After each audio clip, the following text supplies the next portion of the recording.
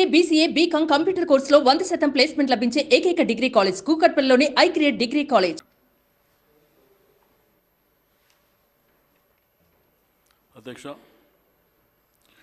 మీకు ప్రత్యేకించి ధన్యవాదాలు అధ్యక్ష. గౌరవ ముఖ్యమంత్రి గారు ప్రవేశపెట్టినటువంటి తీర్మానాన్ని బలపరుస్తూ గౌరవ సోదరిమణి లాస్య నందిత గారు మరణించడం అనేది చాలా బాధాకరమైనటువంటి అంశం అధ్యక్ష. వారి యొక్క తండ్రి గారు అయినటువంటి సాయన్న గారు 1994లో ఇద్దరం ఒకటేసారి శాసనసభకు రావడం, అప్పటి నుంచి కంటిన్యూగా మరి శాసనసభలో మేము ఉన్నటువంటి సందర్భం అధ్యక్ష. వారు మృదు స్వభావి. సాయన్న గారి జీవితం ఎట్లుందంటే అధ్యక్ష, కంటోన్మెంట్ అంటే సాయన్న, సాయన్న అంటే కంటోన్మెంట్ అనే విధంగా ఆ నియోజకవర్గానికి ఎనలేని సేవలు చేసి, వారి ఆరోగ్యం బాగలేకపోయినా కానీ, వారికి నడవనీక రాకపోయినా కానీ ఆ తపన, ఆవేదన, బాధ ఎప్పుడు ఆ ప్రజల మధ్యలో ఉండాలనేటువంటిది. అయితే అక్కడ ఉన్నటువంటి అనేకమైనటువంటి సమస్యల విషయంలో కూడా నిరంతరంగా పాటుపడుతున్నటువంటి వ్యక్తి అధ్యక్ష. బట్ విధిరాత మనం చేసేది ఏమి ఉండదు కాబట్టి వారు మరణించడం, మరి తద్వారా వాళ్ళ అమ్మాయికి రాజకీయంలో ఇంట్రెస్ట్. వారికి ముగ్గురు కూతుర్లు అధ్యక్ష, అబ్బాయిలు లేరు, ముగ్గురు కూతుర్లే. వారు ఎప్పుడు కూడా సాయన్న గారి ఆరోగ్యం బాగాలేదు కాబట్టి నిరంతరంగా వారు వారింబడి ఉంటుండే. అంటే సెక్రటరీకి వచ్చినా, అధికారుల దగ్గరికి వెళ్ళినా, ప్రభుత్వం దగ్గరికి వచ్చినా, అదేవిధంగా ప్రజల దగ్గర పోయినా సపోర్ట్గా బిడ్డలు ఉంటుండే.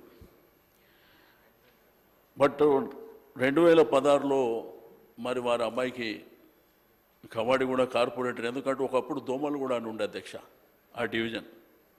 ఆ రోజుల్లో హైదరాబాద్ సిటీలో మరి జంటగా బుడ్డా గోపాల్ గారు, సాయన్న గారి ఒకటే స్కూటర్ మీద ఇద్దరు తిరుగుతుండే అధ్యక్ష. మరి ఆ రోజు జవహర్ నగర్ కార్పొరేటర్గా గోపాల్ గారు గెలిచినారు, వీరేమో ఓడిపోయారు. దాని తర్వాత ఆ డివిజన్ పేరే కవాడిగూడ అని పెడితే, నేను ఓడిపోయిన ప్రాంతంలో నా డాటర్ గెలవాలని మరి ఇప్పుడే కేటీఆర్ గారు చెప్పినట్టు కేసీఆర్ గారిని అడగడం, టికెట్ ఇవ్వడం, ఆ తర్వాత వారిని గెలవడం, ఇవన్నీ జరిగినాయి అధ్యక్ష.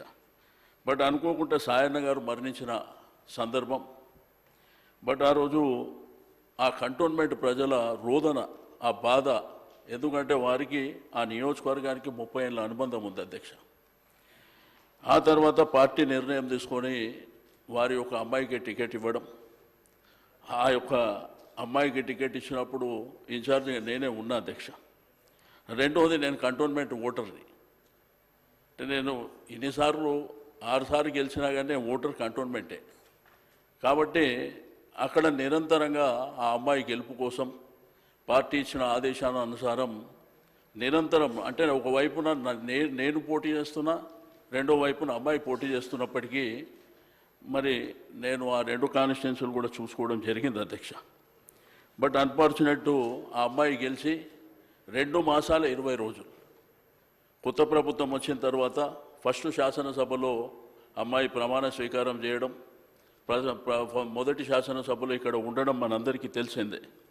బట్ అనుకోకుండా అర్లీ అవర్స్లో యాక్సిడెంట్, ఓఆర్ఆర్ మీద యాక్సిడెంట్ జరగడం. నాకు పొద్దున్నే కాల్ వచ్చింది అధ్యక్ష, ఇట్లా జరిగిందని. నేను వెంటనే వాళ్ళ సిస్టర్ నివేదిత ఫోన్ చేస్తే, ఆ అమ్మాయి అంకుల్ ఇట్లా జరిగింది అంకుల్ అని చెప్పినారు. వెంటనే హరీష్ రావు గారు ఆ సంగారెడ్డి హాస్పిటల్కు వెళ్ళి అవన్నీ కార్యక్రమాల దగ్గర అధ్యక్ష. ఇది మానవ సమాజంలో జరిగేటువంటి ఇది ఉన్నప్పటికీ మనిషి జీవితం పుట్టడం, జననం, మరణం అనేది సర్వసాధారణమైనప్పటికీ ఆ కుటుంబానికి మాత్రం తీరని అన్యాయమే జరిగింది అధ్యక్ష.